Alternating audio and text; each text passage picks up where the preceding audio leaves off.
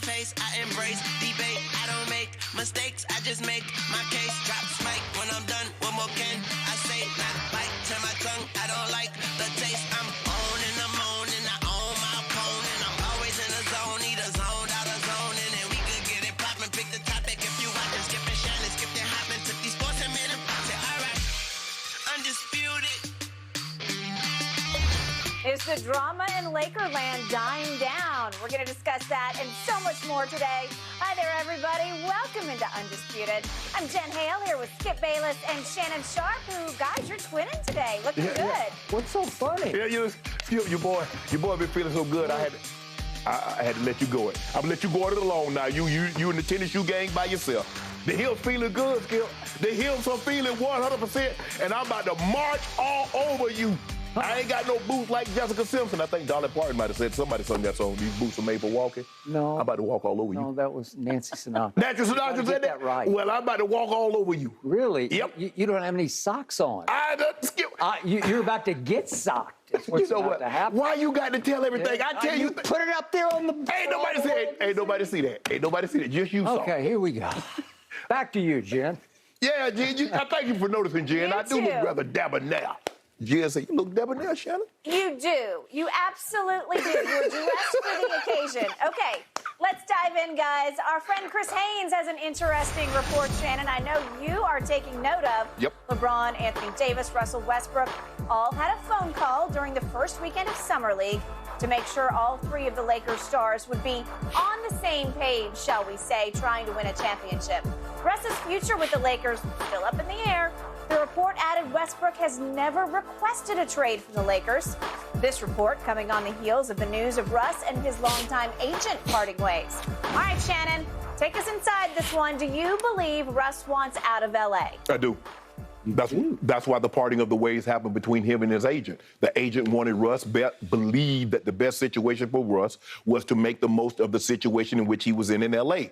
Russ doesn't want that. Russ doesn't feel wanted. The fan base has soured on Russ. I think a lot of his teammates have soured on Russ. Skip, even the front office last year was reported.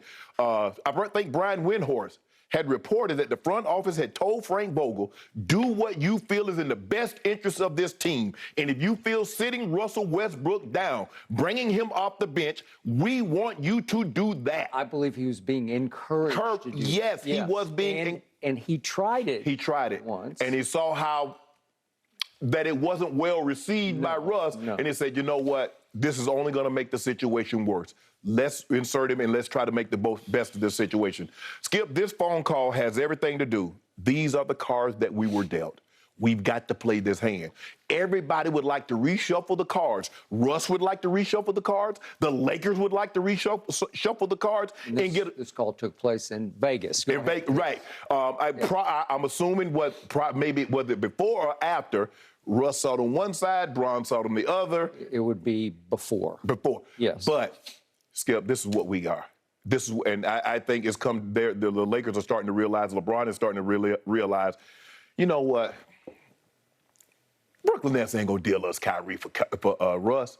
Russ is not going anywhere. Nobody's gonna take this $47 million balloon payment up off our hands. We're going to be stuck. Let's make the best of this situation that we have. We're in this situation at the bare minimum, Skip, for 1 year.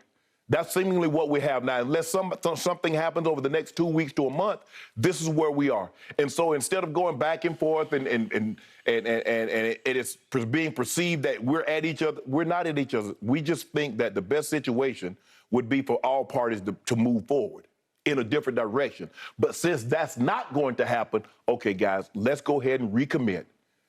What is going to be the best interest? What's going to be the best situation for this team to move forward? But I absolutely.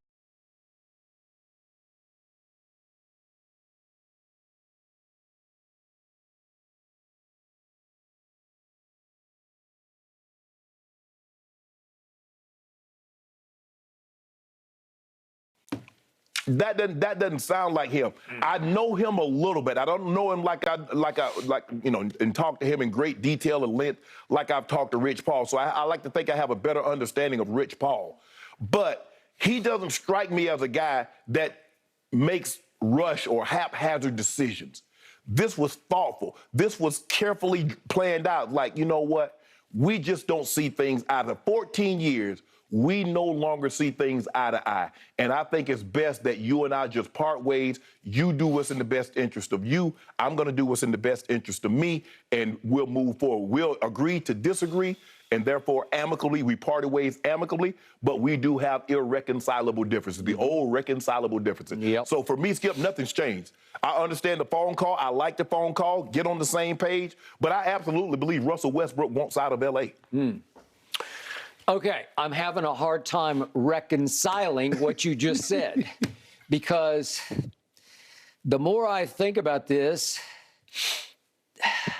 the more it boggles my mind.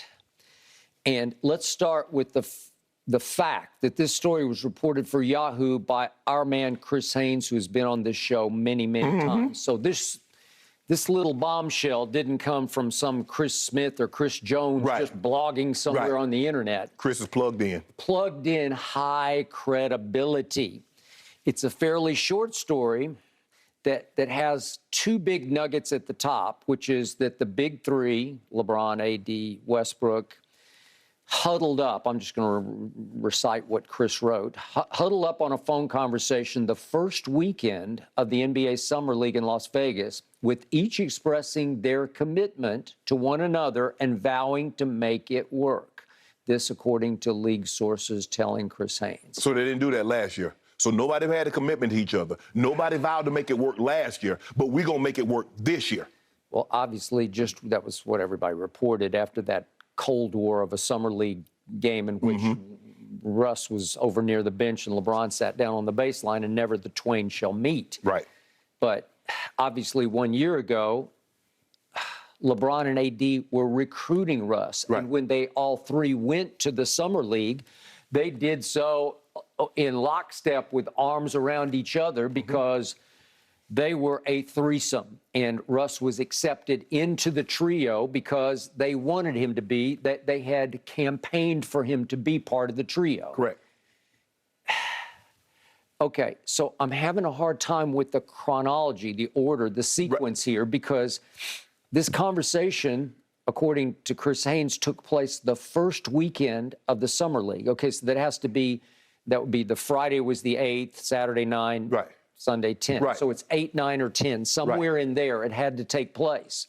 Well, the 8th is when they showed up at the Summer League game, correct?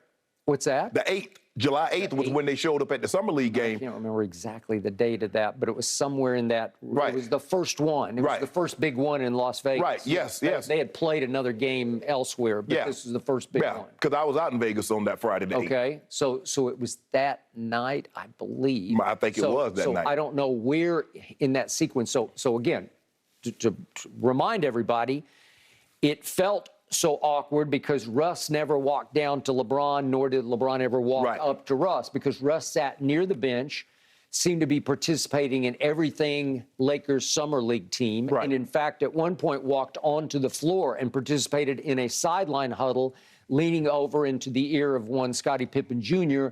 to tell him, try this, try that, think about this, think about that, giving him a few tips. So it looked like Russ was all in Lakers at that point, but it seemed a little odd, and I thought rather significant, that Russ and LeBron, a year ago, they were arm in arm, did not even acknowledge each other.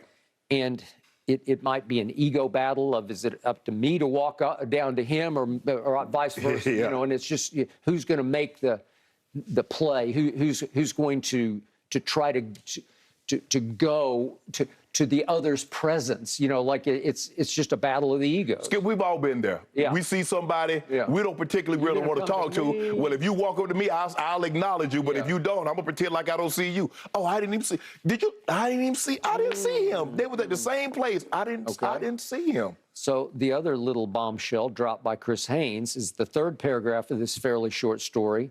Westbrook has never requested a trade from the Lakers, sources said. Okay, I tried to make a strong point yesterday, just to be fair, as we reacted to the agent's bombshell that he dropped on Woj, because he sent him a long statement last Friday night, which would have been a week later, parting ways with Russ. I tried to make the point, okay, remember, this is